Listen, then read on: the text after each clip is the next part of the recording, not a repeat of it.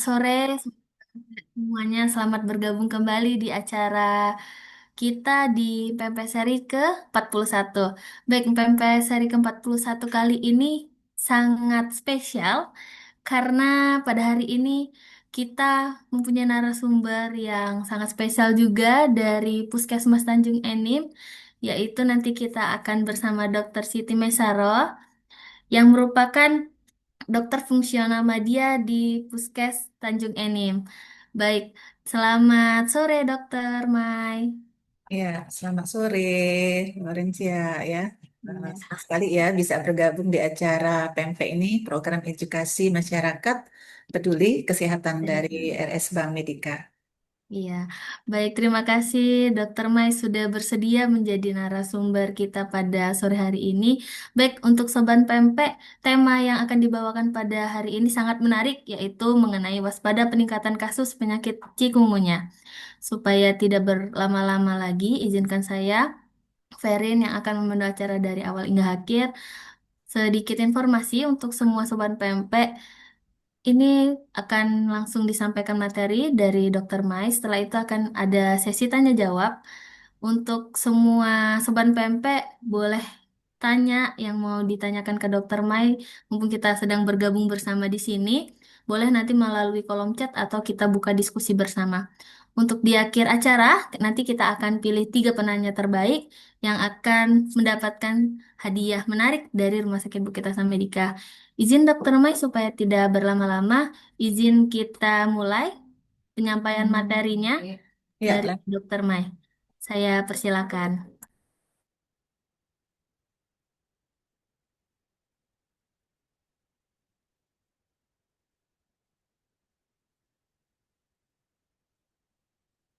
lanjut.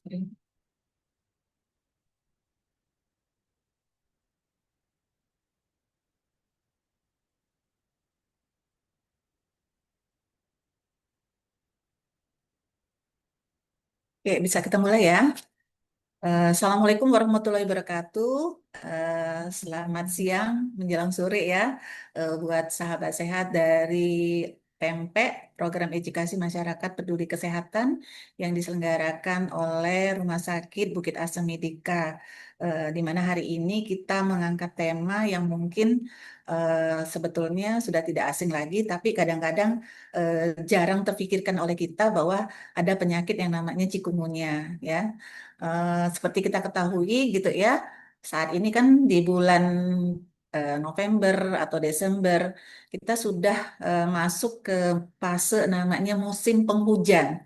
Nah, di mana di dalam ketika musim penghujan ini perlu kita pikirkan penyakit-penyakit yang banyak mungkin muncul timbul karena dari nyamuk ya, terutama yang banyak sekali yang ada di sekitar kita yaitu nyamuk penyebab penyakit malaria, mungkin demam berdarah dan lain-lain sebagainya, termasuk juga cikungunya. Nah, berbicara tentang cikungunya, apa itu cikungunya? Slide, slide. Oke, ya. Jadi kalau kita lihat definisinya, cikungunya ini adalah suatu penyakit virus yang ditularkan oleh virus yang namanya virus cikungunya, atau kalau orang awam sering bilang penyakit flu tulang gitu ya, mungkin kita pernah dengar, padahal sebetulnya itu adalah bahasa dari awam yang termasuk dalam golongan alfavirus yang disebarkan melalui gigitan nyamuk dari spesies Aedes aegypti dan Aedes albopictus pada seorang penderita ya. Kita lihat ya contoh gambarnya. Jadi mungkin sering kita lihat di sekeliling kita ada nyamuk seperti ini ya. Nah, ini adalah jenis nyamuk Aedes aegypti dan Aedes albopictus yang juga selain penyebab cikungunya juga mungkin pernah dengar bahwa nyamuk ini adalah nyamuk juga sebagai sumber utama untuk penyebaran penyakit demam dengue. Slide. Oke ya. Jadi dia merupakan vektor yang sama dengan DBD dan virus Zika. Kemudian virus cikungunya ini hanya menularnya melalui perantara vektor nyamuk dan tidak menyebar melalui antar manusia. Ya, bisa menyerang semua siapa saja dari semua golongan umur, bisa dari bayi sampai ke lansia. Slide. Oke, inilah ya bentuk gambar dari virus cikungunya tadi yang kalau kita lihat di bawah mikroskop. Cantik virusnya ya. Slide selanjutnya. Nah, untuk sejarah cikungunya sendiri, sebetulnya cikungunya ini berasal dari daratan Afrika ya. Jadi itu sekitar tahun 1950-an itu sudah ada pertama kali di Tanzania, Afrika. Nah, untuk di Indonesia sendiri itu mulai masuk di tahun 1970-an di daerah Kalimantan gitu ya, di Samarinda. Nah, di mana pada tahun 1982 kita pernah terjadi kejadian KLP cikungunya ya. Kemudian pernah di Muara Enim juga itu tahun 1999. Nah, setelah lama tidak terdengar kasus cikungunya ini, mulai terjadi lagi peningkatan kasus cikungunya itu di tahun 2020-an. Slide selanjutnya kita lihat ya. Nah, oke ya, ini tren kasus cikungunya itu meningkat lagi di tahun 2020-an, di mana di tahun 2022 itu sudah mulai kita lihat ada peningkatan kasus. 2022 itu cikungunya itu baru nyebar di 5 provinsi saja di Indonesia. Tetapi di tahun berikutnya, di tahun 2023 itu mulai terjadi peningkatan kasus cikungunya dan sudah menyebar di 23 provinsi di Indonesia dengan kasus lebih dari 5.000 kasus. Nah, di tahun 2024 itu meningkat lagi, tetapi hanya di 7 provinsi. Nah, yang jadi permasalahan dan perlu kita pikirkan adalah dengan meningkatnya kasus dimulai dari tahun 2020 sampai ke 2024 dan tren ini meningkat kembali di tahun 2025, di mana kita lihat kalau kita bandingkan di tahun 2023 seperti di grafik di atas di ini di slide ini 2023, 2024. Nah, 2025 itu di awal-awal bulan dari minggu 1 sampai minggu 9 itu sudah mulai terjadi peningkatan. Ya, meningkat sekali dibandingkan dengan di tahun-tahun sebelumnya. Nah, di minggu pertama di Agustus 2025 itu untuk di wilayah di Indonesia ini kita bandingkan dengan tahun 2024 yang hanya 6.000 hampir 6.000 kasus. Nah, untuk di tahun 2025 ini ada 5 kota, 5 provinsi yang mengalami peningkatan kasus chikungunya, yaitu di daerah Jawa Barat, Jawa Tengah dan Jawa Timur, Sumatera Utara dan daerah Banten. Kita lihat untuk angka di Jawa Barat saja itu kasusnya sampai di bulan Agustus sudah hampir 7.000 kasus, 6.674. Kemudian di Jawa Tengah itu 1.300, 3.300 sekian ya, ada yang 2.900 dan sebagainya. Artinya kalau kita bandingkan total kejadian di 2024 saja, 6.600 itu sudah baru itu untuk Jawa Barat saja itu sudah menyamai dengan total kasus yang ada di Indonesia di tahun 2023. Artinya perlu sekali untuk kita waspadai peningkatan kasus ini karena sudah mulai terjadi peningkatan kasus. Nah, bagaimana kita di Kabupaten Muara Enim atau tepatnya di Kecamatan Lawang Kidul gitu ya. Karena untuk Kabupaten Muara Enim itu belum sampai hari ini belum terlaporkan ada kasus cikungunya, tetapi untuk Kecamatan Lawang Kidul itu kita sudah menemukan kasus cikungunya positif itu di bulan sekitar bulan September ya, Oktober di 2025 ini. Nah, dengan penyebaran kasus sudah di dua desa ya, di satu desa di satu kelurahan ya, kalau nggak salah ya, satu desa dan satu kelurahan.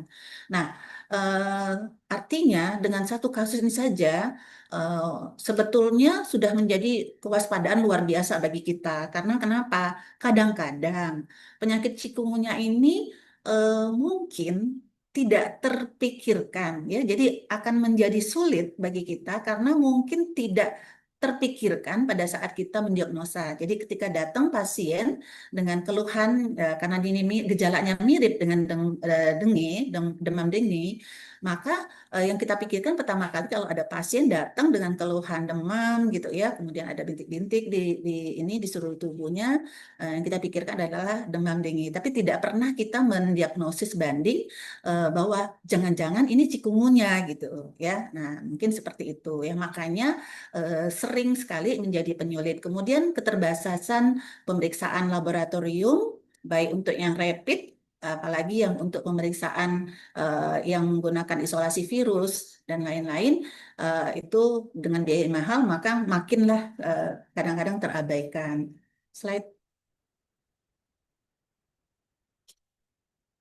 Nah, ini ya, kalau kita pengen tahu oke, bagaimana ciri-ciri nyamuk Aedes itu, nyamuknya kecil, ada loreng-loreng putih dan hitam, jadi bentuknya juga kecil, ada loreng-loreng putih dan hitam pada kaki dan bagian tubuh lainnya.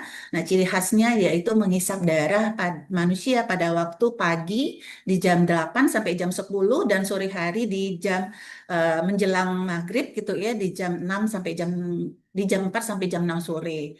Di mana saat waktu dia menggigit ini adalah saatnya kita beraktivitas. Pada waktu entah itu beraktivitas kita bekerja, kemudian atau sekolah, sehingga perlu sekali kita mengetahui dan mewaspadai jangan sampai kita digigit oleh nyamuk ini ya. Kemudian juga kebiasaannya senang menghinggap pada pakaian yang digantung di kamar.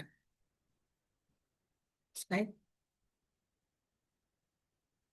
Oke, ya. Nah, jadi sifat nyamuk cikungunya ini sama ya. Jadi sama seperti apa namanya nyamuk Aedes aegypti yang lain. Jadi dia pada suhu tertentu telurnya bisa bertahan hingga berbulan-bulan, bisa sampai kalau di tempat yang kering dia bisa sampai 6 bulan. Sehingga kalau kita tidak melakukan upaya-upaya untuk pembersihan lingkungan sekitar, telur-telur ini kalau dia di tempatnya yang tidak musim hujan, dia bertahan sampai 6 bulan dari ketika ada air pada atau musim hujan, maka telur ini akan menetas.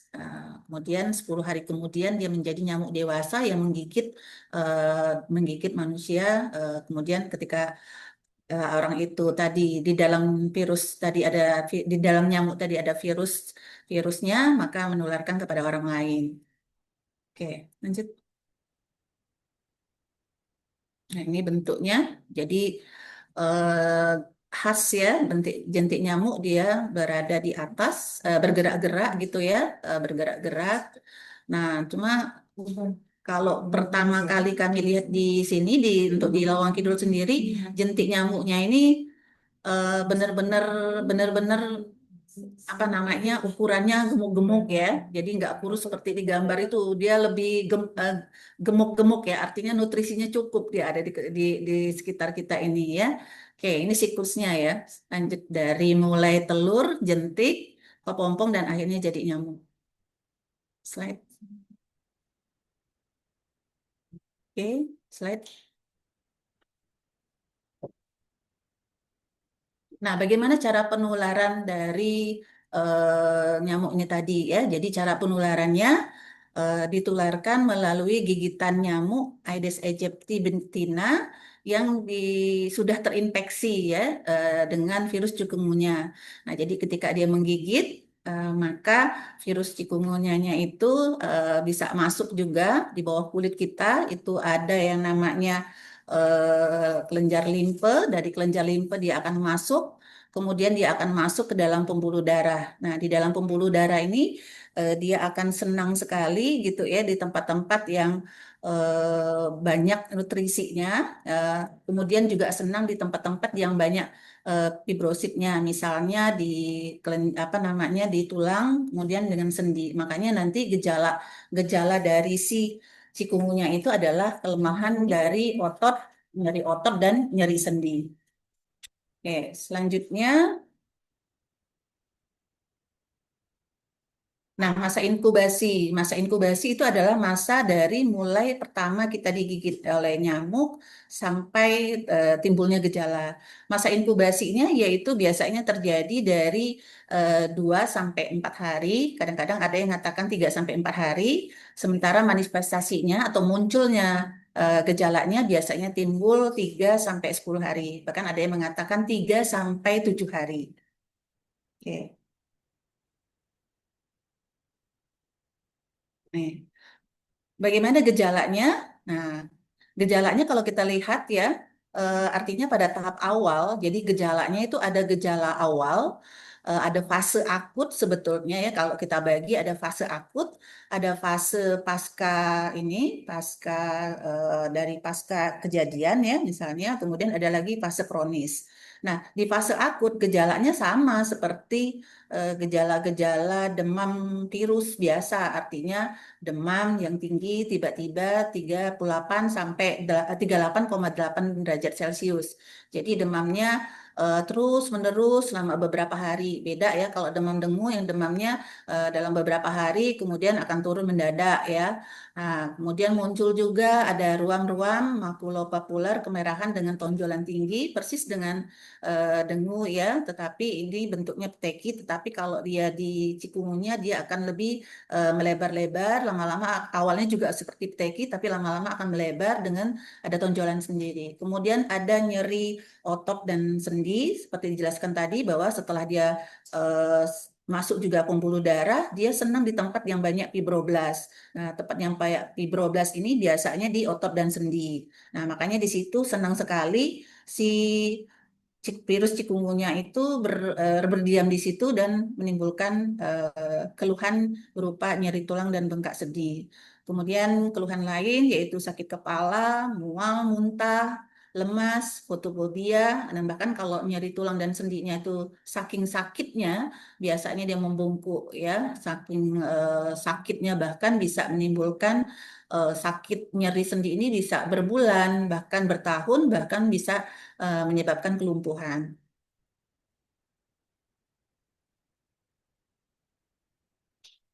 Nah ini kalau kita rangkum gejalanya cikungunya ini, jadi dimulai dari adanya demam tadi, kemudian nyeri di daerah persendian, itu minimal 6 ya, 6 sendi, tapi dia yang sama gitu ya, yang simetris. Jadi 6 sendi minimal ya, jadi ada kan banyak sendi-sendi yang terkena minimal 6 sendi, tapi simetris sifatnya itu ciri khasnya. Kemudian sakit kepala, nyeri otot, kemudian nyeri di daerah pergelangan, kemudian ruang makulopapular atau kemerah-merahan.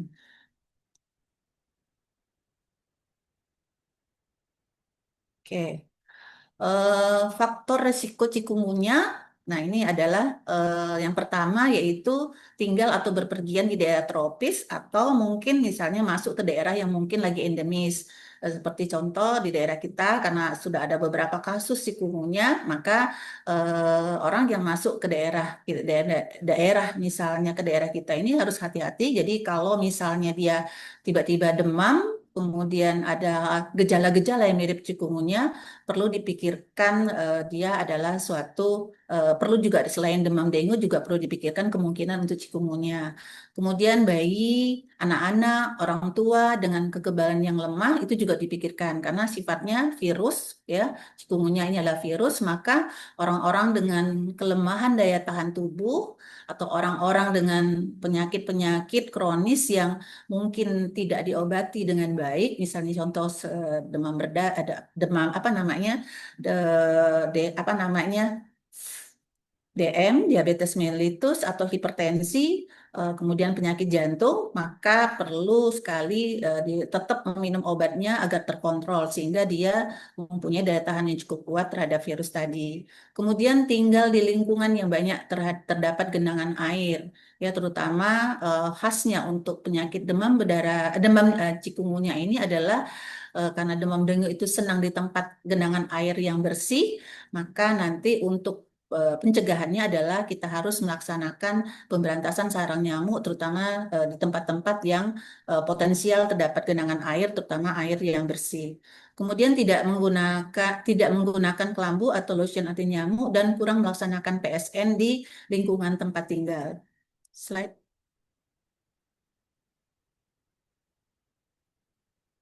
Nah, untuk mendiagnosis penyakit demam dengu, ya demam dengu, cikungunya ini, Maka ada beberapa pemeriksaan yang kita lakukan.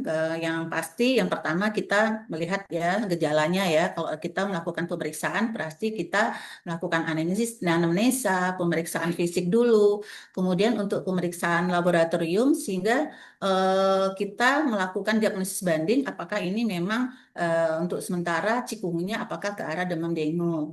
Nah, tetapi untuk diagnosis akurat itu bisa kalau di tingkat awal kita bisa melakukan namanya sebetulnya rapid test cikungunya ya kalau tidak terlalu mahal. Tetapi kalau untuk yang lebih akurat itu ada tes ELISA, Enzyme Like Immunosorbent Assays adalah tes dia yang digunakan untuk mencetak keberadaan antibodi IgM dan IgG. Jadi ketika ada virus masuk, biasanya tubuh itu memberikan suatu perlawanan ya menjadi ada antibodi terhadap terhadap virus tadi, sehingga kalau kita lakukan pemeriksaan tes ELISA ini cukup spesifik karena dia akan mengetahui bahwa pernah ada nih namanya cikungunya, virus cikungunya dalam tubuh kita. Nah, kalau IgM-nya tinggi, biasanya pada 3 sampai 5 minggu setelah gejala muncul dan biasanya ini bertahan 2 bulan. Sementara kalau kadar antibodi IgG itu menunjukkan pernah infeksi sebelumnya dan biasanya bertahan lebih lama di tubuh. Jadi pemeriksaan ini memang cukup valid ya untuk mengetahui keberadaan dari virus chikungunya ini, tetapi pemeriksaannya cukup mahal. Ada satu lagi pemeriksaan slide. Nah, yang kita lakukan diagnosis pastinya ada itu melakukan deteksi virus dengan PCR. Nah, ini sensitivitasnya tinggi sampai 80% dan spesifisitasnya bisa sampai 100%. Jadi ini benar-benar cukup valid. Emang ini yang kita pakai sekarang untuk kalau untuk mendiagnosis pasti dengan PCR ini, tetapi biaya pemeriksaannya mahal. Itu kalau khusus untuk cikungunya saja itu biasanya tes ini bisa tes isolasi virus ini bisa sampai 300.000. Kementerian Kesehatan saat ini melalui Puskesmas ya kerjasama dengan BBLK itu kami bisa melakukan pemeriksaan ini malah dengan tiga tiga mendeteksi keberadaan 3 penyakit sekaligus. Jadi bisa dengue ya, dengue, Zika, dan cikungunya. Nah, tapi syaratnya itu tuh tadi setiap ada kasus yang diduga suspek ya, suspek dari cikungunya, maka itu harus dilaporkan dulu ke Puskesmas biar kami bisa melakukan pengambilan sampel virus dengan mengambil 3. Tetapi kejelekannya hasil ini baru bisa terbaca setelah 2 minggu. Jadi yang paling cepat sebetulnya adalah menggunakan rapid cikungunya. Baru dilanjutkan dengan pemeriksaan entah ELISA atau melakukan PCR. Diagnosis bandingnya yaitu tetap tadi kita penyakit-penyakit disebabkan oleh demam dengue, ya, Aedes aegypti tadi bisa kemungkinan dengue, Zika, chikungunya, ataupun yellow fever. Ya, tapi kalau DBD demamnya lebih singkat, ya kalau chikungunya ini demamnya lebih singkat, sakit sendinya yang lama, tapi jarang sekali terjadi kematian. Tetapi bisa juga menimbulkan komplikasi apabila eh, sebelumnya si penderita mempunyai komorbid yang mungkin tidak dilakukan penanganan dengan baik. Slide. Oke, ya. Nah, bagaimana dengan pengobatan ya? Sebelum pengobatan saya mau sampaikan. Jadi untuk sebelum kita pengobatan, ketika untuk mendiagnosa tadi, maka diagnosanya yang akan kita buat itu ada yang namanya tersangka cikungunya. Jadi tersangka cikungunya ini tadi adalah orang-orang yang belum sama sekali kita lakukan pemeriksaan darah, ya. Maka kita hanya mengambil saja dari gejala-gejala yang kita dapat dari pemeriksaan fisik dan anamnesa. Jadi mungkin ada demam tinggi, kemudian ada fotofobia, ada nyeri punggung, nyeri sendi.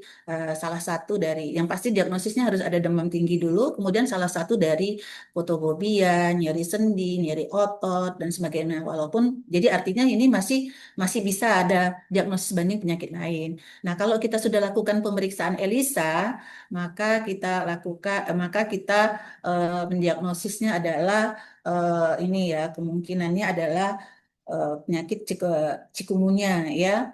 Nah, yang lebih pasti lagi adalah probable, yaitu probable cikungunya itu apabila kita sudah lakukan pemeriksaan PCR. Nah, untuk pengobatan sebetulnya karena ini virus ya, tidak ada pengobatan spesifik ya untuk pengobatan cikungunya ini. Jadi hanya sifatnya simptomatis ya. Jadi kalau misalnya ada demam, maka yang paling penting karena ini virus, maka kita harus meningkatkan daya tahan tubuh dari pasien itu sendiri. Ya, artinya cukup kebutuhan makannya, 4 sehat 5 sempurna, cukupi kebutuhan cairannya, kalau dia panas, kita kasih obat penurun panas atau dengan kompres air. Kemudian kalau dia nyeri, kita kasih obat analgetik dan sedatif ringan, tapi hindari obat-obat golongan ibuprofen ya, karena takutnya memberikan perdarahan, apalagi pada orang-orang yang dengan penyakit kronis dan ini ya orang tua. Kemudian untuk radang sendi, anti radang, kita kasihkan anti radang, tetapi kalau dia sudah sampai yang kronis, itu kita anjurkan fisioterapi. Jadi kalau yang kronis, jadi kronis itu biasanya yang paling sering kalau akut itu biasanya dia gejalanya cuma sampai di bawah 1 bulan. Nah, kalau dia lebih dari 3 bulan itu kita katakan kronis. Tapi biasanya yang paling sering kronis itu lebih banyak adalah keluhan nyerinya. Dan apabila dia sudah masuk ke 3 bulan, maka kita anjurkan untuk konsul ke dokter gitu ya untuk fisioterapi. Kemudian pemberian obat salisilat, kalau dia kejang, coba berikan anti kejang. Kemudian kalau berdarahan, kita cari penyebab dan atasi. Tetapi biasanya jarang ya, perdarahan yang disebabkan oleh cikungunya ini. Slide.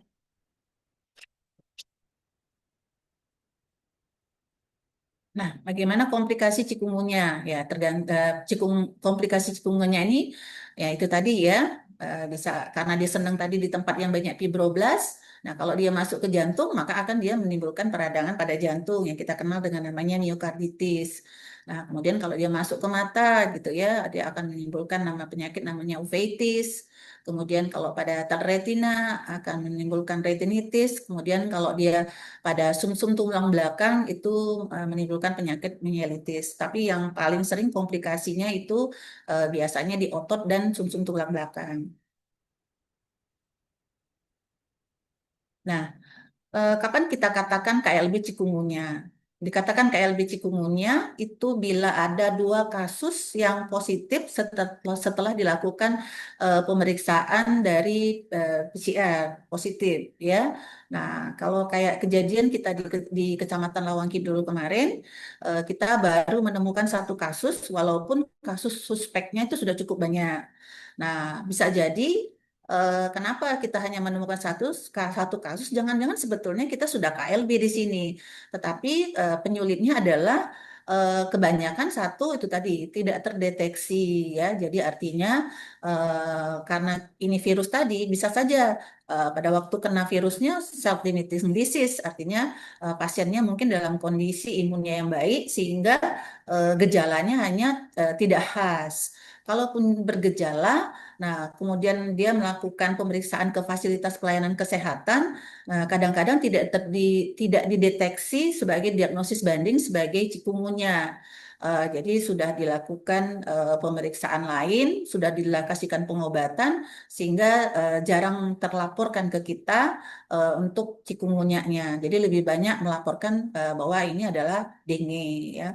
Kemudian yang lagi keterbatasan sarana prasarana ya untuk pemeriksaan. Minimal diagnostik untuk yang rapid cikungunya pun kadang-kadang tidak tersedia di fasilitas pelayanan kesehatan baik untuk tingkat dasar ataupun tingkat lanjut sehingga kadang-kadang itu tidak dideteksi sebagai diagnosis banding untuk demam dengue tadi. Slide. Nah, apa yang akan kita lakukan kalau terjadi kasus cikungunya gitu ya. Nah, jangan dulu kita bicara KLB, tapi kalau misalnya kita menemukan baik itu di fasilitas pelayanan kesehatan atau berobat di klinik atau di praktek dokter ataupun dia sendiri berobat di rumah sakit, maka segera laporkan kalau ada pasien-pasien yang suspek cikungunya tadi, artinya yang belum dilakukan pemeriksaan darah atau apalagi sudah dilakukan pemeriksaan darah pun juga lebih baik lagi kalau sudah dilakukan rapid cikungunyanya sudah ada, laporkan pasien tadi ke puskesmas terdekat ya. Kami akan melakukan kegiatan namanya pemeriksaan jentik, kunjungan ke rumah. Jadi melakukan kunjungan ke rumah penderita, kami akan menanyakan adakah kasus demam baik pada rumah penderita maupun 20 rumah di sekitar penderita, kemudian melakukan pencarian jentik, kemudian melakukan pencarian penderita tadi, demam atau tidak demam di sekitar rumah. Kemudian kami akan melakukan yang namanya edukasi kepada masyarakat. Kemudian kalau menemukan tempat-tempat yang kira-kira menjadi tempat potensial bersarangnya nyamuk tadi, maka kita akan melakukan pembersihan wilayah setempat, kemudian melakukan pemberian larvasida. Kemudian kalau misalnya ternyata ditemukan jentiknya cukup banyak, nah lebih dari 15%, maka kita akan lakukan yang namanya fogging selain dari melakukan PSN dan pemberian abatisasi ataupun kegiatan penyuluhan. Tetapi kalau misalnya kita tidak menemukan banyak jentik nyamuk, tidak lebih kurang dari 15%, maka kita cukup melakukan penyuluhan, ya, memberikan edukasi kepada masyarakat, pemberian abatisasi pada tempat-tempat yang penyimpanan air yang cukup luas, kemudian melakukan pemberantasan sarang nyamuk.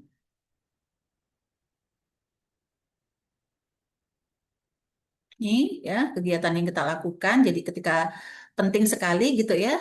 Jadi melaporkan ada kasus yang suspek cikungunya itu ke tenaga kesehatan yang ada di puskesmas maupun ke dinas kesehatan. Tapi lebih baik di puskesmas saja ya. Jadi kami akan melakukan penyelidikan epidemiologi, melihat jentik-jentik nyamuk baik di rumah penderita ataupun di sekitar 20 rumah di sekitar penderita. Slide. Kemudian ini eh, yang kemarin ini foto ini real yang ada di kecamatan kita ya, di Kecamatan Lawang Kidul. Jadi cukup memprihatinkan gitu ya. Artinya kesadaran masyarakat masih cukup kurang, di mana masih eh, mempunyai tempat penampungan air yang tidak tertutup ya, sehingga menjadi tempat untuk perindukan nyamuk. Nah, ini kami menemukan bahwa di penderita suspek cikungunya ataupun juga penderita yang disebabkan oleh demam dengue pun artinya sama ya, masyarakat belum memperhatikan soal kebersihan lingkungan gitu ya. Masih tidak menutup tempat-tempat penampungan air dan masih menyimpan tempat-tempat yang terbuka gitu ya. Slide. Nah, ini kegiatannya. Jadi tindak lanjutnya adalah pengambilan sampel darah ke masyarakat yang suspek cikungunya tadi, triple ya. Jadi demam dengue, cikungunya dan virus Zika. Slide. Nih, selain kegiatan ke rumah penduduk, kalau misalnya dalam rumah penderita tadi ada anak yang sakit gitu ya, maka kami akan melanjutkan kegiatan ke sekolah. Nah, ini khusus untuk di sekolah masih kurangnya ya pemahaman gitu ya. Jadi sekolah masih ada tanaman-tanaman yang memang untuk keindahan sekolah, tetapi kurang memperhatikan tanaman-tanaman yang berisi air itu untuk diganti airnya. Jadi masih kita temukan beberapa sekolah di kecamatan kita yang masih menyediakan atau jarang mengganti gitu ya tanaman-tanaman airnya sehingga airnya sudah berubah menjadi warnanya tidak jernih lagi. Kemudian kita menemukan adanya nyentik yang banyak bahkan adanya yang sudah nyamuk gitu ya. Nah, jadi tidak heran kalau misalnya sumber penularnya akhirnya banyak anak-anak sekolah yang sakit setelah kita lihat ternyata sekolahnya menyimpan tempat-tempat penampungan air yang menjadi sumber untuk perkembangbiakan nyamuk. Nah, kita berikan edukasi kepada sekolah, kemudian mendidik anak-anaknya untuk memberikan pemahaman tentang pemberantasan sarang nyamuk, kemudian pemberian abatisasi di sekolah. Slide. Ini untuk edukasi masyarakat ya kita lakukan baik secara langsung dengan penderitanya, baik maupun di dalam kegiatan-kegiatan di pertemuan-pertemuan ataupun di tempat masyarakat yang biasanya banyak berkumpul, termasuk kegiatan di posyandu dan kegiatan pertemuan lainnya. Slide. Kemudian kalau misalnya ternyata banyak jentik nyamuknya, maka kita lakukan fogging fokus dan massal. Fogging fokus artinya hanya sekitar rumah penduduk itu saja, 20 rumah sekitar penduduk penderita tadi yang kita lakukan fogging. Tapi kalau dia kasusnya sudah cukup banyak, maka kita lakukan fogging massal. Tetapi kejelekannya seperti kita tahu bahwa fogging ini baik fokus ataupun massal hanya bisa untuk membunuh nyamuk yang dewasa. Sementara untuk telur, jentik, dan yang lainnya itu tidak bisa dibunuh. Artinya sifatnya hanya sementara. Sehingga beberapa 1 minggu atau 2 minggu kemudian pasti akan ada nyamuk-nyamuk kembali yang bisa menjadi sumber sumber penular dari chikungunya yang tadi. Kemudian zat racunnya ya yang kira-kira ada di dalam fogging ini tadi bisa mencemari lingkungan. Itu salah satu kejelekan dari fogging fokus. Slide. Nah, jadi yang paling baik adalah melakukan namanya pemberantasan sarang nyamuk. Nah, di mana pemberantasan sarang nyamuk ini merupakan cara yang terbaik, ampuh, dan murah, dan dapat dilakukan oleh seluruh masyarakat. Mungkin yang kita kenal namanya gerakan 3M+. Gerakan 3M+ itu adalah menguras tempat penampungan air ya jadi ada tempat penampungan air yang terbuka kita tutup jangan sampai terbuka termasuk misalnya tempayan gentong dan sebagainya kemudian menutup rapat tempat-tempat eh, tempat penampungan air menguras tempat penampungan air tadi ya misalnya kamar mandi bak gitu ya minimal 1 minggu 1 kali kemudian mendaur ulang atau menutup barang-barang bekas yang bisa menjadi tempat penampungan air. Slide.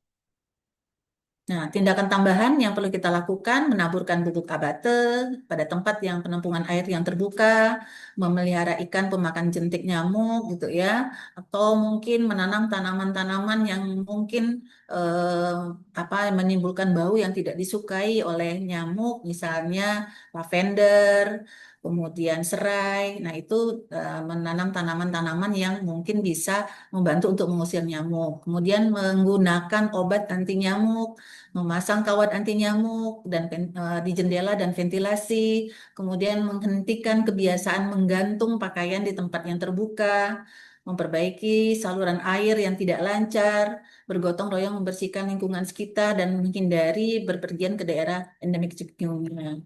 Tetapi kalau dari beberapa tempat yang kita lakukan kunjungan di rumah, rumah penderita, kita lihat memang masih kurangnya kesadaran dari masyarakat untuk melakukan kegiatan 3M+ nih ya. Jadi selalu kita temukan pasti di rumah penderita ataupun tetangga sekitar perilakunya masih eh, tadi tidak menutup tempat-tempat penampungan air yang terbuka, jarang menguras kamar mandinya, kemudian menggantung pakaian-pakaian, tidak memasang kawat anti nyamuk, kemudian jarang untuk melakukan kebersihan atau gotong royong di lingkungan sekitar. Nah, itulah yang masih mungkin perlu perbanyak kita sosialisasi kepada masyarakat.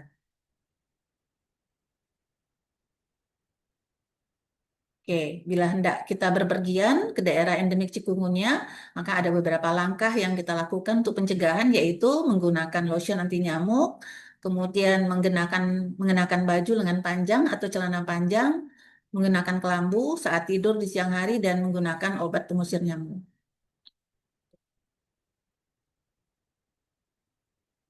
Oke, mungkin itu saja yang saya sampaikan hari ini. Semoga bermanfaat. Terima kasih. Saya kembalikan kepada moderator.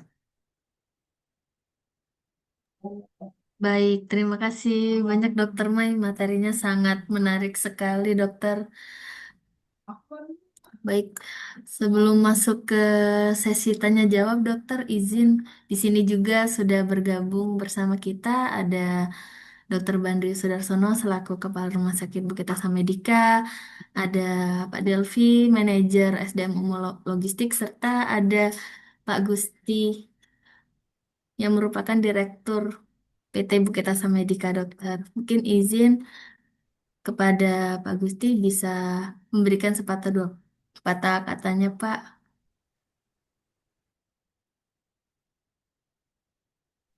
Ya, Mbak Perin, suaranya kedengar? Kedengaran. Ya, kedengaran, Pak. Oh, ya, oke. Sebenarnya nggak apa-apa, lanjut aja. Assalamualaikum warahmatullahi wabarakatuh. Salam. Selamat siang, salam sejahtera kita semua. Yang saya hormati Ibu Dr. Siti Masoro. Salam kenal, Bu. Meskipun beberapa kali ke puskesmas, tapi mungkin nggak ketemu, Bu, ya. Jadi saya apa? Terima kasih juga nih ada kesempatan bergabung kawan-kawan.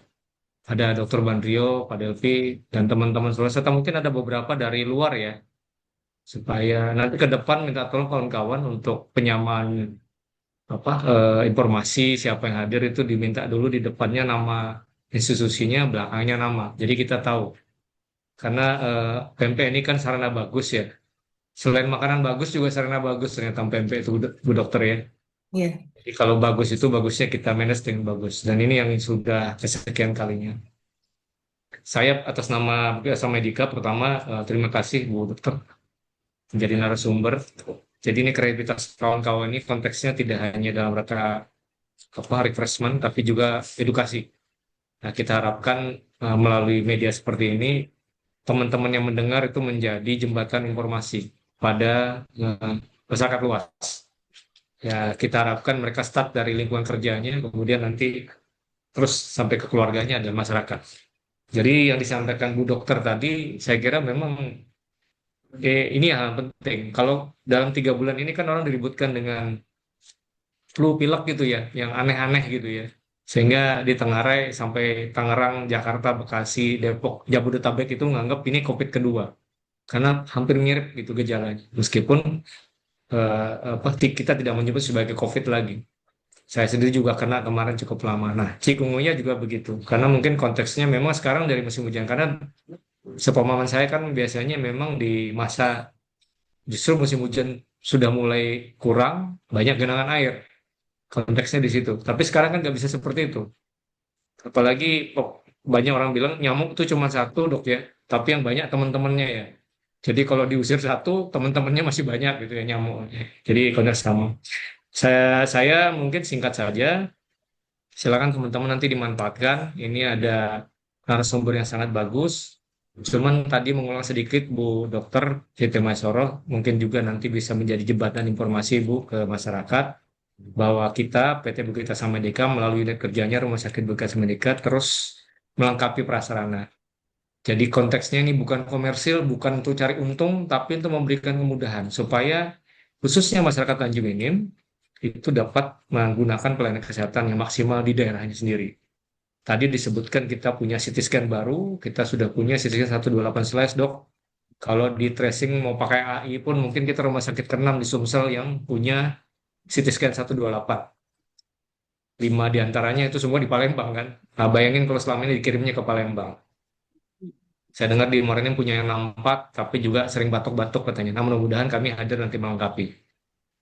Yang kedua mungkin ada layanan-layanan lain yang mungkin juga kita sudah cukup lengkap dokter spesialis, jadi dalam hal membantu pelayanan masyarakat ini khususnya uh, rumah sakit terutama terus berbenah dan kita harapkan nanti kelengkapan rumah sakit Bukit Asa Medika sebagai unit di bawah PT BAM ini juga bisa tambah maju.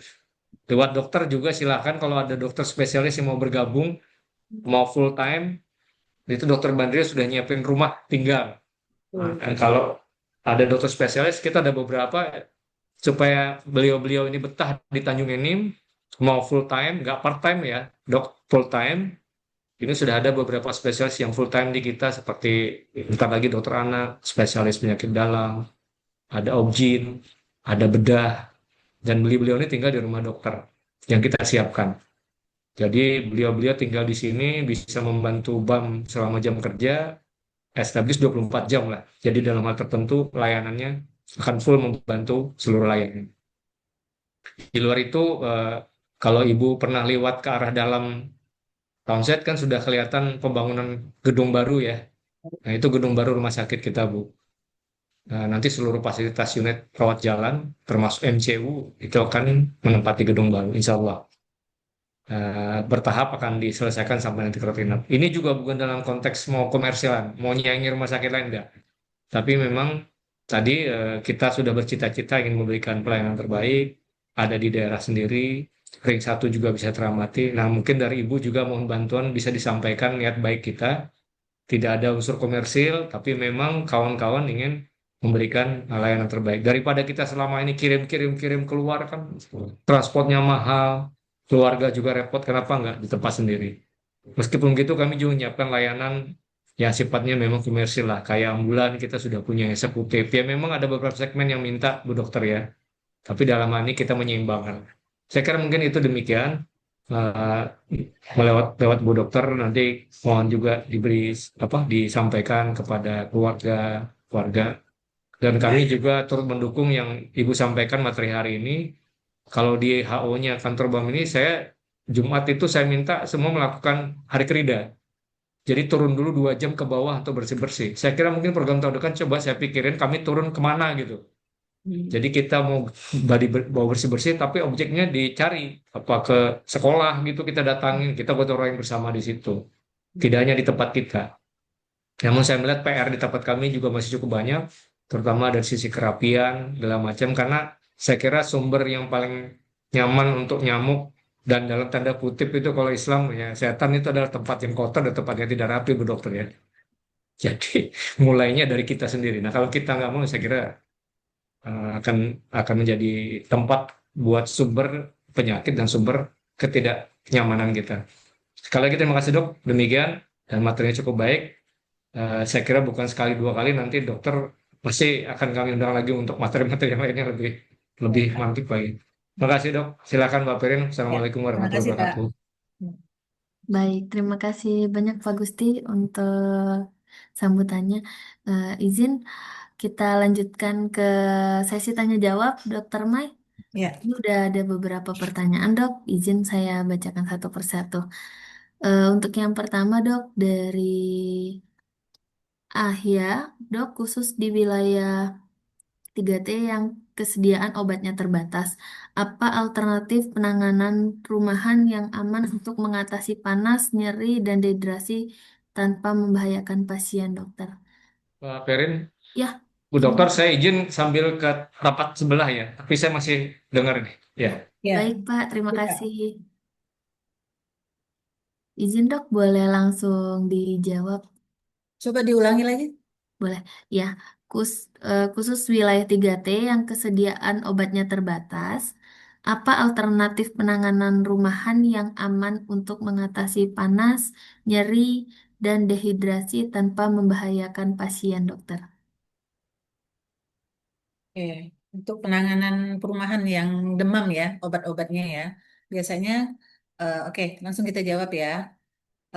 Biasanya kalau untuk penyiapan obat di rumah yang aman, itu yang paling baik, yang kita sarankan tuh paling jenis paracetamol saja dulu. Tapi kalau sudah minum berapa kali paracetamol, masih juga demam, ya silakan lanjut ya. Karena kalau demam itu kalau sudah 2 hari, segera periksa saja lah ya. Takutnya kalau ternyata bukan hanya demam saja, tapi ada penyakit yang lain ya. Jadi cukup sediakan paracetamol saja. Jangan obat-obat yang lain. Kalau golongan-golongan yang seperti saya katakan tadi, ibuprofen, itu nggak usah disediakan di rumah ya, karena nanti kita tidak tahu ya. Yang paling sering gejala yang paling sering adalah terjadinya perdarahan. Jadi mending menyiapkan jenis paracetamol saja. Oke. Baik, terima kasih banyak dok untuk penjelasannya. Izin kita lanjut ya dok ke pertanyaan selanjutnya dari Pak Robertus. Izin tanya, apa perbedaan utama antara cikungunya dengan DBD atau Zika, dokter? Terima kasih. Oke, kita lanjut ya, jawab ya. Perbedaan utama antara ini ya, DBD, dengue, dan Zika ya. Jadi sebenarnya kalau penyebabnya nyamuknya sama gitu ya. Nyamuknya sama, yaitu nyamuk Aedes aegypti dan Aedes albopictus. Cuma bedanya dari segi penyebabnya sudah pasti virusnya beda ya. Jadi ini adalah penyebabnya virus ya. Jadi satu virus dengue gitu ya, satu virus chikungunya, satunya lagi virus Zika. Kemudian membedakannya lagi si dengue itu tadi kan ada 4 strain ya. Ya, kita tahu ya ada 1, 2, 3, 4. Kalau chikungunya ada satu dan Zika juga ada satu ya. Jadi dari situ kita bisa lihat bedanya gitu ya. Kalau demam berdarah biasanya demamnya tinggi, mendadak, terus-menerus ya. Kemudian pas di hari keempat biasanya mulai ada penurunan trombosit gitu ya. Sehingga tiba-tiba dia sudah fasenya dingin gitu ya. Yang kadang-kadang dianggap orang itu sudah sembuh. Padahal disitulah fase kritisnya, disitulah mulai terjadi ya. Kemudian kalau si apa namanya si cikungunya itu biasanya demamnya terus-menerus gitu ya, 38 sampai beberapa hari gitu ya. Nah, kalau si Zika juga demam gitu ya, sama ya, tetapi dia mirip mirip dengan cikungunya juga ya. Penyebabnya, kemudian gejalanya ya dari segi laboratorium gitu ya, ya sudah pasti akan beda ya gitu ya. Kalau dia cikungunya tadi, kita diagnosis pasti dengan pemeriksaan virus cikungunya gitu ya, dengan rapid test menunjukkan hasil cikungunya positif. Kalau dia si demam dengu, itu biasanya kalau di puskesmas kita rapidnya pakai NS1 gitu ya. Nah, kalau si cikungunya ini tadi kita diagnosis pastinya kita dengan melakukan pemeriksaan entah ELISA atau pemeriksaan isolasi virus dengan PCR. Ya, kemudian gejala-gejalanya sama kalau untuk gejala dari penderita sendiri masih sama sih sebetulnya ya. Artinya karena ini gejala virus sudah pasti sama awal-awalnya baik cikungunya, dengue ataupun Zika. Tapi nanti yang terbedanya tadi dari pemeriksaan labor, kemudian ada gejala tambahan yang mungkin agak sedikit membedakan yaitu kalau cikungunya itu khasnya adalah demam tinggi, nyeri sendi dan ruam makulapapular ya. Tetapi kalau di virus Zika itu dia lebih ke arah nyeri otot dan nyeri sendi, tetapi tidak sehebat nyeri sendinya si cikungunya. Kemudian ada juga sama sih konjungtivitis tapi tidak khas. Jadi diagnosis pastinya itu adalah kita dengan menemukan virusnya. Itu yang paling penting. Makanya ketika kita menemukan pasien-pasien dengan gejala-gejala yang hampir mirip tadi gejalanya, maka alangkah lebih baiknya kita selain melakukan pemeriksaan fisik juga dilanjutkan dengan pemeriksaan laboratorium. Sama-sama ada penurunan trombosit gitu ya. Tetapi yang khas penurunan trombosit yang tinggi dan leukosit yang banyak penurunannya itu pada demam dengue biasanya ya sampai akhirnya menimbulkan perdarahan. Tetapi di cikungunya juga ada penurunan trombosit gitu ya atau leukopenia ya penurunan leukosit ya darah putihnya tetapi tidak sehebat kalau itu misalnya terjadi pada cikungunya. Makanya kadang-kadang terlewatkan ya diagnosis cikungunya ini apalagi kita hanya berdasarkan misalnya di darah rutinnya tidak melakukan pemeriksaan NS1, maka ketika menemukan pasien ada bintik-bintik merah, demam tinggi, kemudian nyeri-nyeri sendi, ya, dan sebagainya, kemudian trombositnya sudah mulai turun, kita kadang-kadang langsung fokus, ini dengu-dengu gitu. Padahal kalau kita lakukan pemeriksaan rapidnya, nah itulah baru akan terbeda, mana cikungunya, mana demam dengue.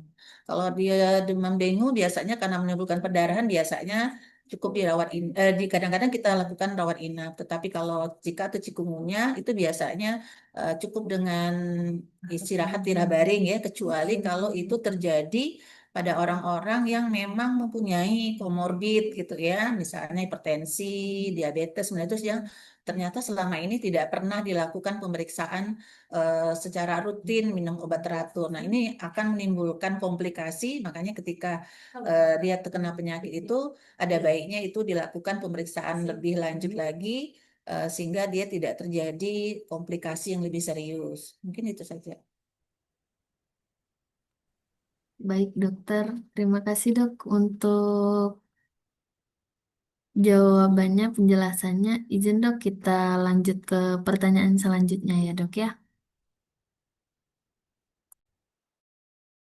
Lanjut.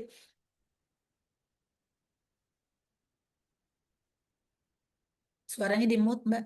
Ya, sorry dok, dok saya mau tanya tadi melihat data yang ditampilkan saat presentasi, misalnya Jawa Barat yang angkanya sampai tembus lebih dari 6.600 6.600. suspek.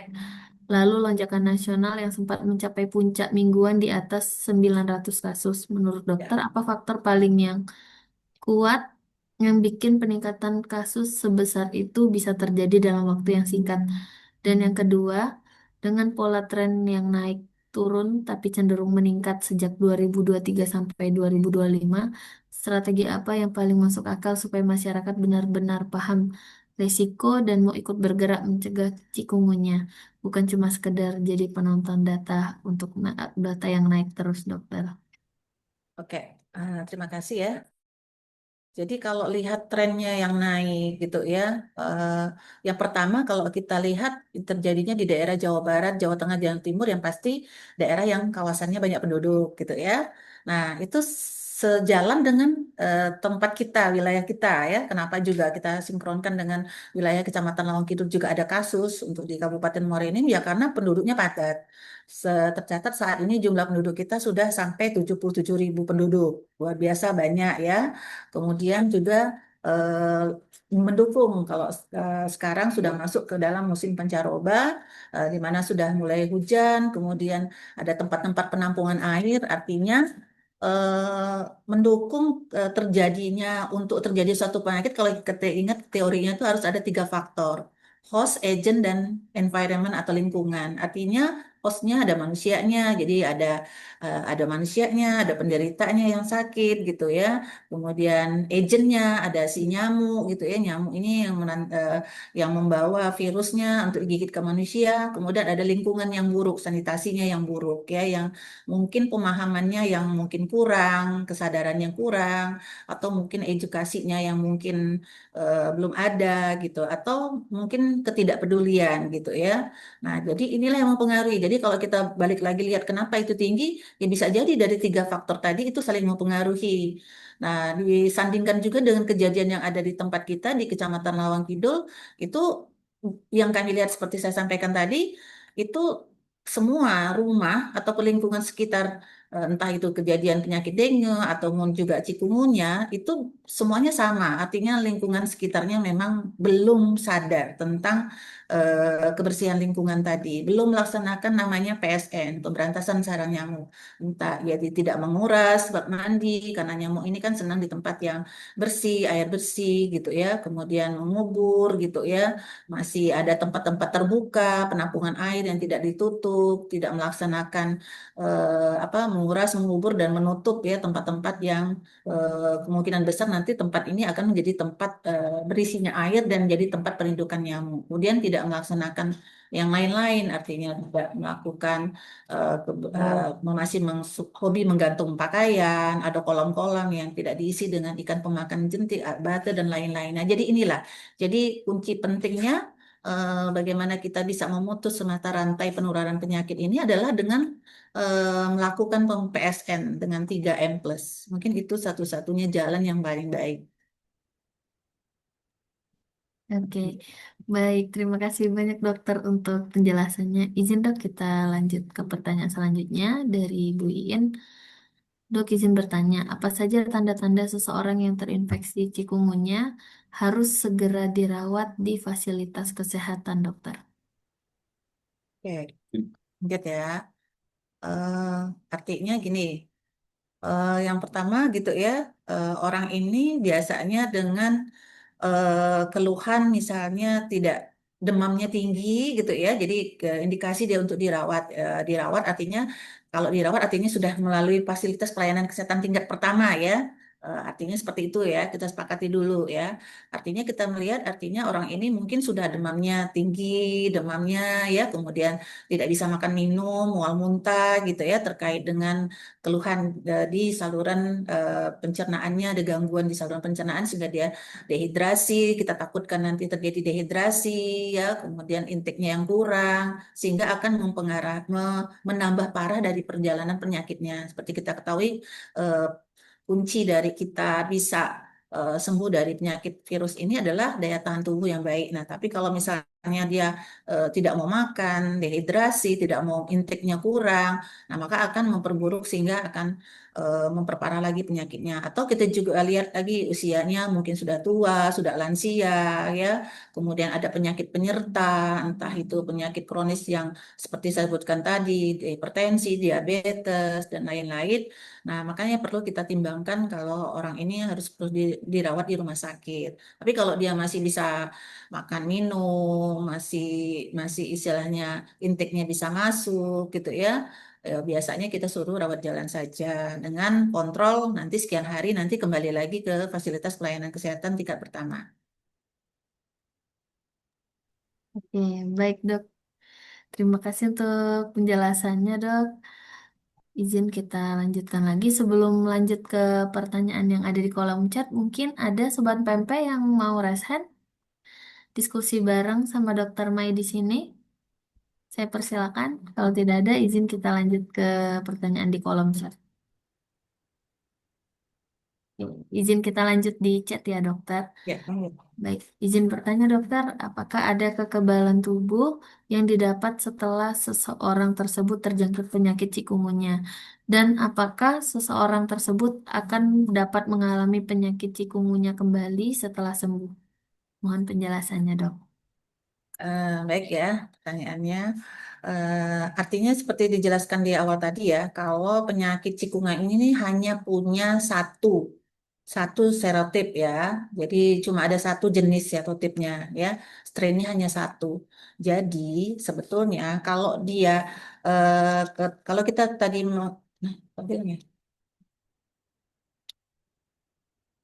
Ya, sorry, hilang. Eh, Kalau kita lihat tadi bahwa ini adalah penyakit virus, biasanya ya, kalau penyakit virus tubuh itu memberikan nanti namanya respon. Jadi tadi yang bisa kita cek melalui pemeriksaan darah tadi ada anti IgM dan IgG. Maka sebetulnya kalau kita melihat dengan prinsip ini, maka biasanya kalau memang ternyata kita benar mendiagnosis bahwa ini cikungunya, dia tidak akan mungkin kena cikungunya lagi untuk yang kedua kalinya ya cukup satu kali saja dia kena cikungunya. Nah, beda dengan misalnya kita dengan dengu. Dengu itu kan ada empat ya serotipnya. Nah, ada satu, dua, tiga, dan satu, dan dua, dan tiga, dan empat. Nah, jadi bisa saja pada waktu kita sekarang ini kenanya adalah den satu virusnya yang ada saat ini yang ada di lingkungan kita. Bisa jadi waktu kita kena yang kedua kita dapatnya di wilayah B, di daerah B, ternyata itu adalah dens 2. Makanya orang dengan demam dengue bisa saja berulang kembali menjadi apa namanya DBD yang lain lagi ya. Tetapi kalau cikungunya biasanya dia akan menjadi kebal dan tidak akan berulang lagi. Nah, bisa saja kalau kita dulunya atau bisa saja pada waktu kita dulu didiagnosis demam dengue tapi tidak dilakukan pemeriksaan secara laboratorium ya, baik itu eh, apa namanya rapid cikungunya ataupun melalui isolasi virus maupun ELISA, kita hanya sekadar suspek cikungunya saja. Jangan-jangan ya waktu kita diagnosis cikungunya kemarin itu bukan cikungunya dan diagnosis yang cikungunya yang sekarang dikatakan cikungunya itu sebetulnya cikungunya beneran. Jadi kalau untuk cikungunya sendiri biasanya tidak akan berulang untuk yang kedua kali. Mungkin seperti itu penjelasannya. Oke, baik. Terima kasih banyak dokter penjelasannya. Dok, sebelumnya izin tanya. Boleh berapa pertanyaan lagi ya dok? Karena luar biasa ini antusiasnya dokter. Pertanyaannya banyak sekali di kolom chat. Atur waktunya aja. Ya, mungkin satu atau dua lagi ya dokter ya. Ya, baik untuk yang pertanyaan akhir ini tadi sudah dijelaskan sama dokter terkait fasilitas kesehatan tadi, Dok. Kurang lebih hampir sama. Izin dari Ibu Nuriati, kalau melihat gejala awal seperti demam tinggi di atas 38,8 derajat Celcius yang sering muncul tiba-tiba, apa tanda paling cepat yang bisa dipakai warga untuk membedakan ini cikungunya atau demam biasa, dokter? Itu yang pertama. Yang kedua, dengan keluhan nyeri sendi, bengkak, dan ruam yang cukup khas, apakah ada cara sederhana yang bisa dilakukan di rumah untuk mendeteksi dini risiko lebih dini sebelum datang ke fasilitas kesehatannya, dokter?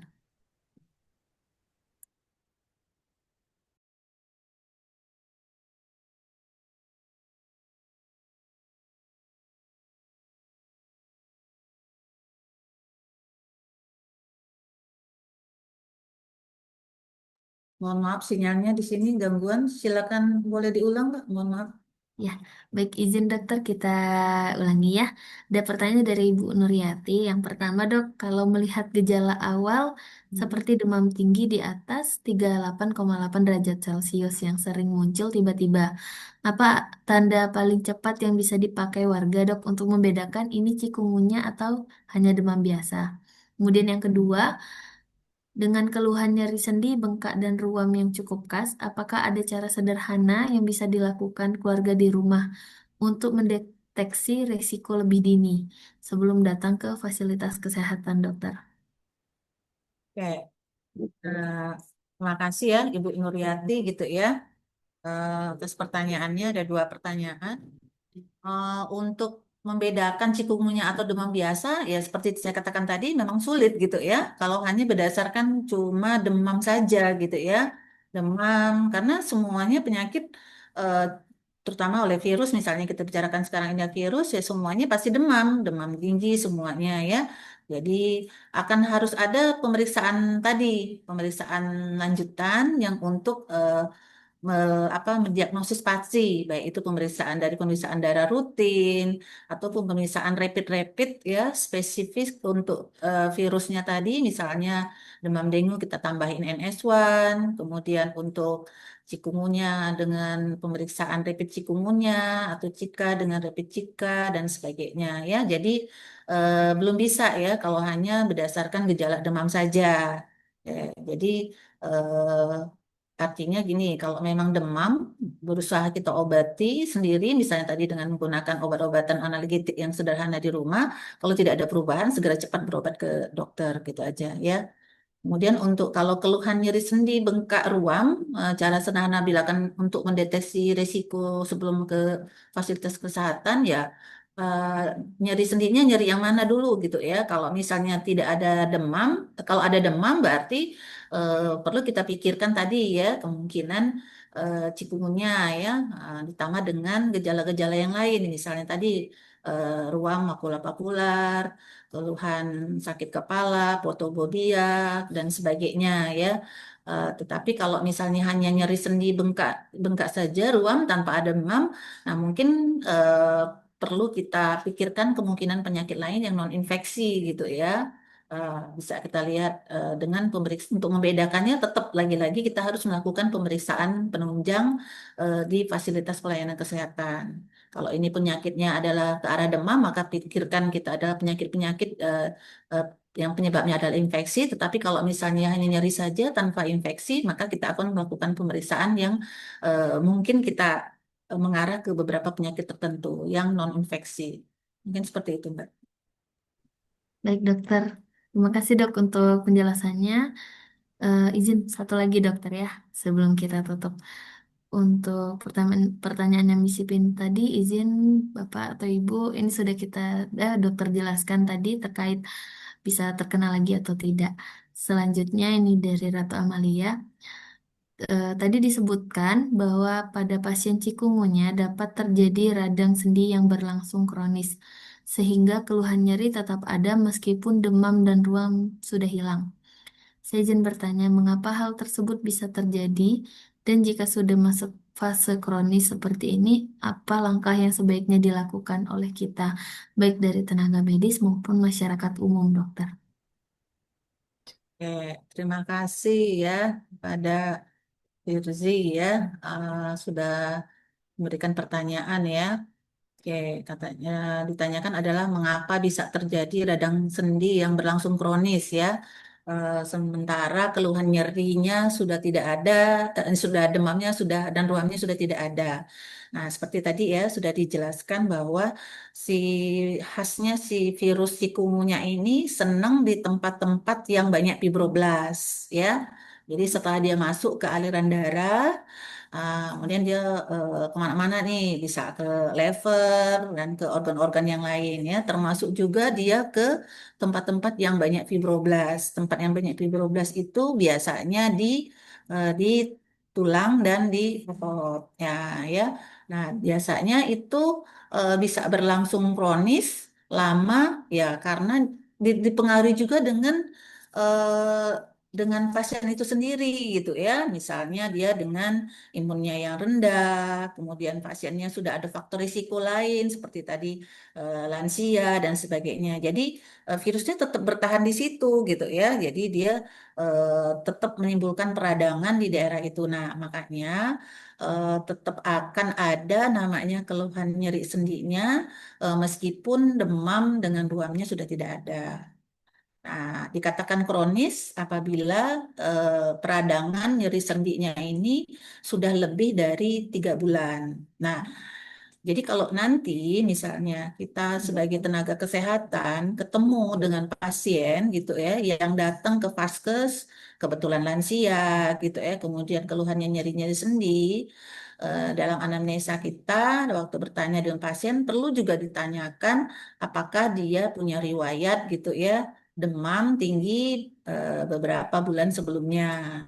Jadi kalau tidak ada, berarti demam, kemudian ada merah-merah di lengan, karena jangan kita pikirkan rheumatoid arthritis saja gitu ya, atau demam rematik gitu ya, atau mungkin penyakit-penyakit artritis yang lain gitu ya.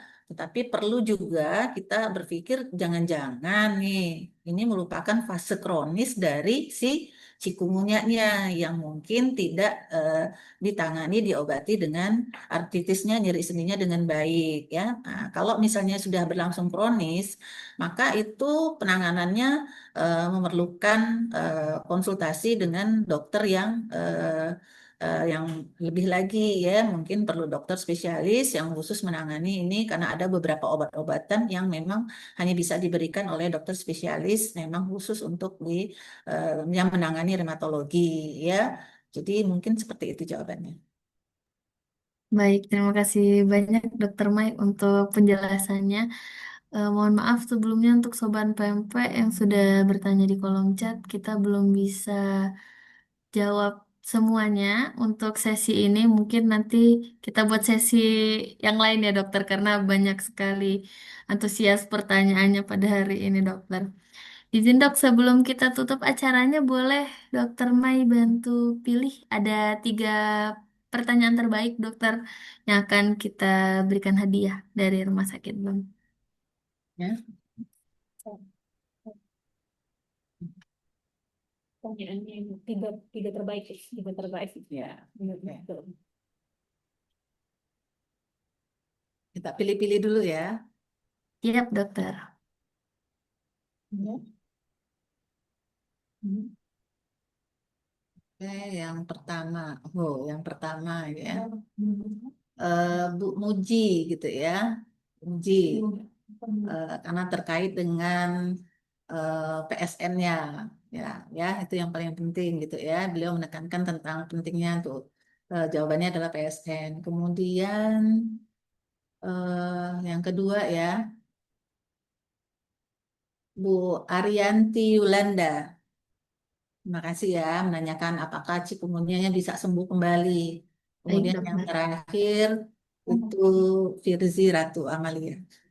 Ya, terkait dengan bagaimana kalau dia fase kronis dari nyeri sendinya masih berlangsung. Mungkin seperti itu.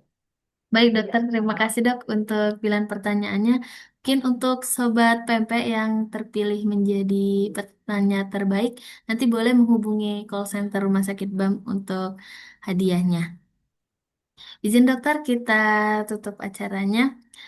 Baik, terima kasih banyak pada Dokter Mai untuk kesempatannya pada sore hari ini sudah memberikan penjelasan yang sangat luar biasa dari awal hingga akhir ini menjawab pertanyaan yang luar biasa banyaknya dokter ya.